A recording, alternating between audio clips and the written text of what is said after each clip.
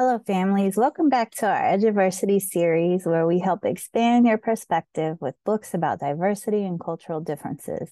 My name is C. Brooks, and today I'll be reading the book Goodnight Racism by Ibram X. Kendi. This book has helped open my heart and mind because I see joyful children dreaming and creating a better world.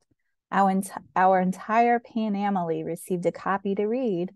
My hope is that you will find your own personal message in this book. Goodnight Racism.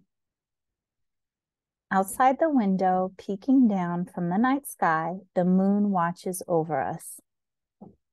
She sees kids smiling at dinner tables and yawning in their beds. But some kids do not have food, do not have beds, because of unfair rules and unjust treatment.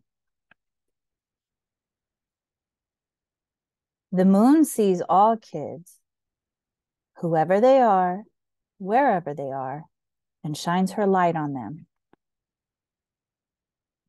The moon wants her light to kiss every child goodnight. The moon delights when every child falls asleep, because the moon knows when we sleep, we dream. When we dream, we imagine what is possible, what the world can be, and the moon glows a little brighter, whispering, "Dream, my little child. Imagine, my little child. A new world, a new future awaits. A world where all people are safe, no matter how they look, how they worship, or how they love. A world where all kids have the same chance to have peace, to have joy, to have a childhood. A world where all people breathe fresh air and have what they need to feed their minds and bodies. A world where our rules open doors, open minds, and create equity and justice for all. Dream, my child. Create, my child. A new world, a new future awaits. Good night, unfair rules. Good night, cruelty. Good night, injustice. Good night, inequality. Good night, hate. Good night, hurt. Good night, racism. Good night.